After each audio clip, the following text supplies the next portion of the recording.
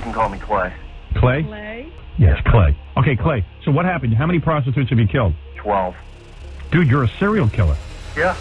What if a killer called into a live radio show and no one believed him at first? On August 13, 1997, a man calling himself Clay phoned in to the Howard Stern show and calmly confessed to murdering 12 women in New Orleans. A few times, actually most times with a hammer. And where do you do this primarily? I've done it twice in a parking garage, and then the rest of the times on the side of the road. His voice was steady, almost bored, as he described strangling victims, using a hammer and leaving bodies in parking garages and canals. At first, it seemed like a sick joke, but when detectives listened, they realized this wasn't a prank. The details matched real, unsolved murders. The Storyville Slayer had just confessed on national radio, and no one knew if he was still out there. The Storyville murders. New Orleans has always been a city of contrasts, a place where music and mourning exist in the same breath, where the glow of neon bars bleeds into alleys thick with shadow. On warm summer nights, brass bands played in the quarter, while, just blocks away, the air felt heavier, colder, like it carried a secret it couldn't put down. By the summer of 1991, that secret began to take shape. Women were disappearing. At first, the absences were explained away. Someone skipped town, someone got caught on a bad charge, someone was lying low after a fight. In a city used to transience, where lives often shifted without warning, disappearances didn't immediately spark alarm, but then the bodies began to turn up. It was never in the same place twice. A ditch in Algiers, a parking garage, the side of a lonely road just outside the city. A shallow canal, still and dark. Some victims were found within days, others so far gone that their faces could no longer tell their stories. The Louisiana heat and humidity did their work quickly, erasing details, blurring timelines, leaving investigators with little more than bones and questions. The victims shared more than their fate. Most were sex workers, women whose names rarely made it past the police blotter. Some already tangled in addiction. They lived and worked on the margins, in the back streets, the quiet motels, the strip of roadway locals called Jimmy Swaggart Town, where you could find a date as easily as you could find trouble. It was a part of the city outsiders pretended not to see, but those who walked it knew the rules, and they also knew when those rules began to change. From July 1991 to April 1996, more than 24 women were killed. That number is the official estimate, but in a world where many victims had no one to report them missing, the true count may be higher. The methods were brutal. Some were strangled, some were beaten to death with a blunt object. Others showed signs of both. There was no single disposal site, no hunting ground, in the way other serial killers sometimes cling to familiar locations. This killer moved like smoke, striking in one place and disappearing into another. That randomness was his shield. Without a pattern in geography, police couldn't set traps. Without living witnesses, they couldn't link suspects. By late 1994, fear was settling in like a fog. Those who worked the streets started warning each other in quick, whispered exchanges. Some carried knives, some stopped working in certain corners. But the truth was simple. If you were in the wrong place at the wrong time, there was little you could do. The man the papers would soon call the Storyville Slayer, a nod to the city's infamous red light district of the early 20th century, chose his moments, and he chose them well. For the New Orleans Police Department, the mounting body count was more than a tragedy. It was a public relations disaster. In a city already known for its corruption and strained relationship with its citizens, this was a test they could not afford to fail. A multi-agency task force was formed, bringing in detectives, federal agents, and crime analysts. On paper, it was the kind of coordinated effort designed to break a case wide open. In reality, they were working blind. The science wasn't there. DNA testing in the early 90s was slow, expensive, and far less sensitive than it is today.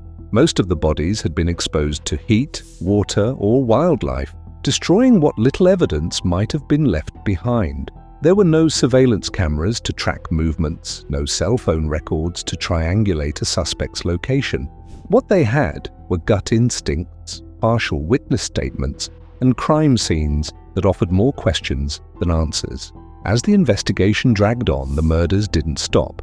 Every new body added another layer of pressure. The press began following the case closely, splashing grainy victim photos across the front pages. For a public hungry for answers, the term Storyville Slayer became shorthand for fear itself. And yet, life in the city kept moving. Bourbon Street still overflowed with tourists. Mardi Gras came and went in clouds of glitter and music. Beneath it all, the killings continued, almost invisible to those who didn't live in the world where the danger was real. By 1996, the pace of the murders began to slow, but the air of unease never lifted. Some said the killer had left town. Others whispered that he'd been locked up on unrelated charges. The police wouldn't say much at all, though they insisted the case was still active. For the women who still walked the streets, the threat never really went away. They didn't need headlines to remind them. They remembered the faces, the names, the ones who hadn't come back. The Storyville Slayer had done more than take lives. He had changed the way people moved through the city. He'd made them second-guess every car that slowed down, every smile that seemed too eager. The murders had left scars in places no one could photograph, the kind that lived in people's routines, in the way they measured trust in inches and seconds. The killer was out there, maybe working, maybe sleeping, maybe hunting again. And as the summer heat rose over New Orleans, no one knew when or if the shadow he'd cast over the city would finally fade. August 13th, 1997. The call. It was a Wednesday morning in New York, another day of Howard Stern's unfiltered radio circus. And that's when I said to him, hey, do a reality show. The air in the studio was loose and reckless, the way it always was when the mics were live. The show thrived on the absurd, outrageous callers, uncomfortable questions, and laughter that came a little too easily. And then, mid-flow, the producer signaled a new line. Howard picked it up. "All right, I got a guy on the phone who claims he's been killing prostitutes," Howard said, his tone still laced with skepticism. "And he's wondering why he's doing it. Maybe he thinks I have an answer." The voice that answered wasn't nervous. It wasn't even defensive. It was steady, low. "You can call me Clay," the man said. Howard had gotten the name wrong at first, calling him Ed. Clay corrected him instantly. "No, I never said my name was Ed." There was a faint irritation in the correction, the kind you hear from someone used to controlling a conversation. "He didn't say my name is Clay, he said you can call me Clay." Even in those few words, it was clear this was not a man in a hurry to reveal anything real. Howard leaned in. "So, Clay, what happened? How many prostitutes have you killed?" 12. The number fell into the room like a weight. No hesitation, no humor, just 12. Howard asked why, maybe fishing for some childhood trauma to hang the answer on. Was his mother abusive? Was she a prostitute herself? Clay dismissed it all.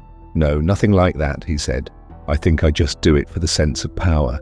That was the first crack in the room's atmosphere. There was no rage in his voice, no tremor of regret, just a plain statement. He killed because he could, because it made him feel in control. When Howard pressed for details, Clay spoke casually. Sometimes he strangled them. Most times, he said, it was with a hammer. He listed locations like a man recounting errands, twice in a parking garage in the Northwest, 3 times by the side of the road. His first kill, he said, was at 16, and yes, it had been planned.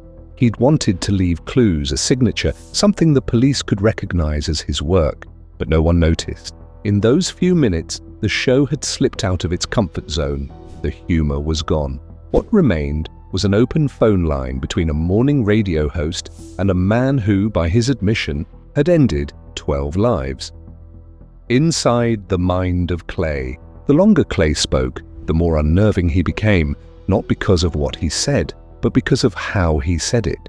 His tone never shifted, no spike of emotion, no stumble over the words. It was as if each memory, each killing, had been filed neatly away in some mental drawer he could open at will. He admitted to having sex with most of the women before killing them. It wasn't about lust, though, not entirely. Sometimes he didn't even bother. "Sometimes I just want to kill," he said, like he was talking about skipping dinner or taking a different route home. When he did choose to kill, the method was often the hammer, a single, heavy blow. "Quick," he explained, "efficient." Then came the strange flashes of self-imposed morality. He claimed he always paid the women, even if they were about to die. "I make sure they keep their money," he said, as though that erased the cruelty that followed. With one victim, he even placed the money in what he called a compromising place, a grim joke to himself. And then there was the one he spared. She was new to the streets, he thought, maybe too innocent for what he had planned. "Something about her reminded me of my fiancée," he said. He didn't touch her,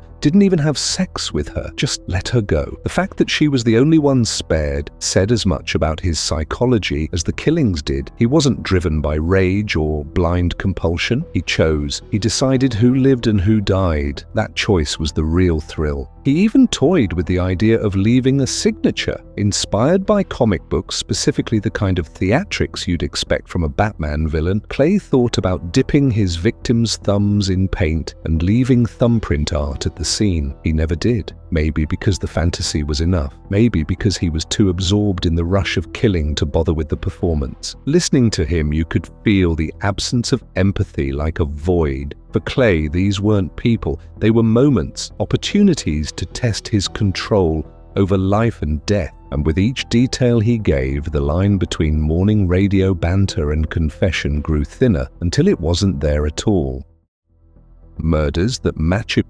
For investigators listening later, the most chilling part wasn't just Clay's confidence, it was how certain details lined up with real, unsolved murders from New Orleans. He had claimed his first kill was at 16, that it was planned, and that he left the body in a parking garage. That description echoed the murder of 17-year-old Danielle Britton in August 1991. She'd been found in a ditch in Algiers, beaten and strangled. The official report noted both blunt force trauma and ligature marks, details Clay had mentioned without hesitation. His mention of a victim with a penis also raised alarms. In June 1992, the body of 25-year-old George Williams, a trans woman and exotic dancer, was found. A month later, another trans woman, 33-year-old Noah Filson, known as Brenda Bewitch, was discovered in a canal near IE's 55. Clay's tone when discussing the victim was matter-of-fact, as though gender didn't matter, only opportunity. Then there was the one who got away. In July 1991, a woman named Brenda testified that she had been picked up by a well-dressed, muscular man who tried to strangle her after a short conversation. She managed to escape. Her description led to a composite sketch of middle-aged black male. Clay, however, claimed to be white. It created uncertainty, but the method, the approach, and the control he described matched the survivor's account too closely to ignore. The MO was consistent: sex workers, victims of opportunity, often with substance abuse histories, and no clear personal connection to their killer. Locations varied, but the brutality did not. Strangulation, blunt force, bodies left in public, yet often overlooked until it was too late. The call didn't solve any cases outright, but it gave shape to a profile that had, until then, been little more than guesswork. For those who had been following the Storyville murders, Clay's words weren't random claims. They were the sound of puzzle pieces sliding reluctantly into place. The wrong suspect. By 1995, the city's frustration had boiled over. The killings had gone on for years without a single arrest, and the public wanted a name, any name. That year, the multi-agency task force finally announced they had a prime suspect, Victor Gant, a black New Orleans police officer. On paper, Gant looked like the kind of man the department would want to distance itself from. He was already under internal investigation for corruption, accused by informants of shaking down small-time criminals in exchange for protection. But what truly drew the task force's attention was his relationship with one of the victims, Sharon Robinson. She'd been found dead in May 1995 alongside her friend, Karen Ivester. Witnesses claimed Gant had been violent with her, even breaking her nose in a fight. The connection seemed airtight. A police officer trained in control and violence with a personal link to one of the murdered women. Rumors swirled that his badge had shielded him from suspicion for years. The press ran with it, splashing his face across headlines, framing the case as a betrayal from within the force. But forensic science, limited as it was in the mid-90s, delivered an unexpected blow to the theory. Investigators found chewing tobacco near Ivesta's body, a habit Gant was known for. DNA testing was done, but the results came back inconclusive. Without that match, the case against him wobbled.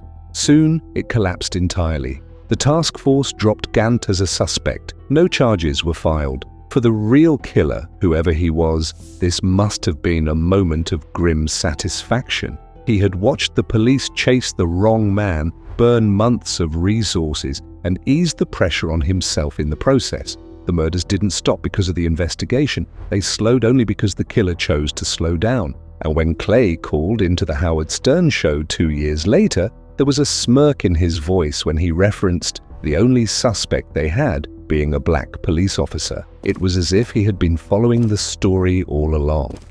The stopping point. Howard asked the question that had been hovering in the back of everyone's mind. When was the last time you killed? Clay didn't hesitate. It's been almost a year, he said. His voice carried no pride in that pause, no sense of remorse. It was simply a fact, like telling someone the last time you'd been to the grocery store. Howard pressed him. Why stop after so many years? Why now? The answer came casually, almost absurd in its simplicity. My car broke down. For a moment, it sounded like a bad joke, the kind Stern's audience might laugh at in any other context. But Clay wasn't joking. Without transportation, his ability to hunt was limited, for a month at least. His lack of a working vehicle became an unintended barrier between him and his next victim. Then, almost as an afterthought, he added that after that first month, it was self-control that kept him from killing. He said it like a man describing his diet, something you manage but only until you don't. It wasn't a promise of change, it was a temporary interruption. Investigators later saw an eerie connection between this detail and a 1994 police encounter with a man named Russell Elwood. Officers found Elwood sitting in his car on a dark roadside near a ditch where 2 victims, Cheryl Lewis and Dolores Mack, had been discovered. He told them he had pulled over to fix his brakes and change his oil, but there were no tools in sight, no flashlight to work in the dark. The explanation rang hollow, and the location made it worse. He was arrested that night for unrelated charges and booked as a drifter with no permanent home. The fact that Clay's reason for stopping matched so neatly with an actual suspect's history only deepened the suspicion. If Clay was telling the truth, that broken car might have been the only thing standing between him and more bodies in the summer of 1996. Russell Elwood, the main suspect. Russell Elwood was not the kind of man who blended into the background. At 50, he had the weathered look of someone who had drifted too far from anything stable. Born in Massillon, Ohio, he had moved to New Orleans years earlier, bouncing between odd jobs, photography gigs, cab driving, anything that kept him afloat for another month. He had no fixed address, no marriage, no steady anchor in the city.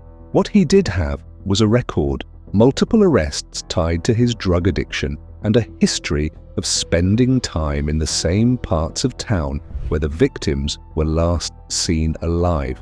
After his 1994 arrest near the double dump site, Elwood seemed to fade into the periphery of the investigation until the murders stopped. That is how NOPD Superintendent Sean Ferguson described the alleged misconduct of a group of task force officers. When the task force revived its push in 1997, it began looking at him more closely. By then, Elwood was living in Sebring, Florida, 1,000 miles from New Orleans. On July 23rd of that year, investigators traveled there to question him. What they heard wasn't a confession, but it wasn't an outright denial either. Elwood admitted to frequenting black sex workers for years, claiming to have known more than 100 of them. He spoke about his addiction openly, but when it came to the murders, he maintained his innocence. Still, his answers were scattered, evasive, peppered with details that raised more questions than they settled.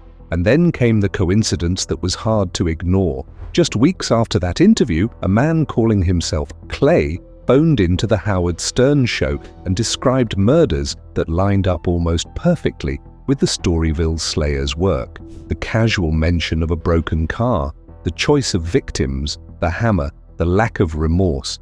No one could prove that Clay was Elwood, but no one could disprove it either. The conversation turns. As the call stretched on, Clay's composure never cracked, but the details grew darker. Howard shifted from curiosity to confrontation, asking him to describe exactly how he was killed. Did he hit them from behind or face them? Clay didn't hesitate. "I faced them," he said. He wanted to see their expressions, to watch life leave their eyes. It wasn't just killing, it was bearing witness to the control he had in those final moments. The hammer, he explained, came from a book he'd read. Not military training, not a past job, a book. That was the pattern with him. The violence was almost theatrical, borrowed from somewhere else, reshaped into something real. The idea of leaving painted thumbprints had come from a comic book. The choice of weapon had come from literature. Yet in his hands, these fictional inspirations became lethal. When Howard pressed about whether the killings gave him sexual satisfaction, Clay's answers were slippery. Sometimes yes, but not always. Sometimes the act itself was enough. He even admitted to killing 2 women in a single night, driving from New Orleans to Mississippi in between, as if doubling the count somehow doubled the satisfaction. Then came the most telling detail. He said he sometimes asked his victims if they ever worried about what they were doing, about the danger of approaching strangers. When they laughed it off, dismissing the risk. "That just pisses me off," he said. In that instant, you could hear the shift, the calculated calm giving way to a flash of genuine emotion. That laughter, that dismissal, wasn't just a reaction to him. It was a challenge. And for Clay, challenges ended one way. What began as a detached confession was becoming something else entirely, a glimpse of the trigger, the moment when the mask slipped and the violence began.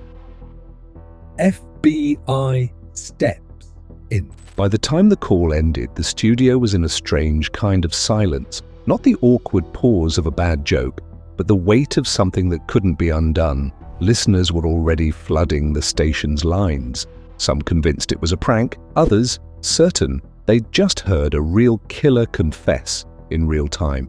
Howard might have doubted the truth at first, but the more he replayed the conversation in his mind, the more it settled into something plausible. The tone, the details, the offhand way Clay admitted to violence, like he was recounting a shopping list. The next day, complaints and tips poured into law enforcement. The FBI contacted the show, requesting the recording of the call. Stern's studio couldn't trace phone lines, but the Bureau did. Agents combed through the broadcast, analyzing the voice, the cadence, cross-referencing the timeline and details against unsolved cases. The trace led them only so far to a location that couldn't pinpoint the exact caller, but narrowed the possibilities. Among them was a name they already knew, Russell Elwood. The parallels between Clay's call and Elwood's known history were impossible to ignore. His arrest near a double murder scene, his admission of frequenting sex workers, his sudden departure from New Orleans occurred around the time the killings stopped. The Howard Stern show had not set out to assist in a homicide investigation, but for the FBI, the broadcast was now a piece of evidence, a public confession that could belong to the man they'd been chasing for years. Conviction and the unfinished story. 2 years after that August morning, in 1997, a caller named Clay confessed live on the Howard Stern show to killing 12 women. His words echoed the Storyville Slayer murders in New Orleans, crimes that remain unsolved and haunting to this day. The investigation reached its breaking point. On August 17, 1999, in a New Orleans courtroom, Russell Elwood was found guilty of murdering Cheryl Lewis, one of the Storyville Slayer's confirmed victims. The evidence was circumstantial but substantial. Witness accounts placing him with Lewis, his history of prowling the same areas where bodies were found, and the haunting coincidence of his arrest near a double dump site. The sentence was life without the possibility of parole, For the families of the victims, it was a partial victory, a verdict that finally put a face to at least one of the names in their grief, but it was far from closure. Of the more than 24 murders attributed to the Storyville Slayer, Elwood was convicted of only one. The rest remained unsolved, suspended in the space between speculation and proof. And then there was the matter of the call. Was Clay Elwood, speaking to millions under a false name, relishing the chance to brag without consequence? Or was he someone else entirely, another predator who knew the city's dark geography well enough to mimic the Slayer's work? The investigation could never bridge that gap with certainty. For the police, the conviction was the end of the official story. For the families, and for anyone who had listened to that phone line go quiet in 1997, the end never came. Too many bodies, too many missing names, too many details that still didn't fit neatly into the frame they'd been given. The call has long ended, but the voice lingers, calm, deliberate, untouched by guilt, a reminder that evil doesn't always announce itself with rage or chaos. Whether Clay was Russell Elwood or another unseen predator, his words carried the same truth. Some killers want to be heard more than they want to be caught. In New Orleans, the Storyville Slayer's shadow still falls over the names we know and the ones we never learned. Somewhere, perhaps, the man behind that call still walks among us, and if he's listening, he knows the world hasn't forgotten the sound of him.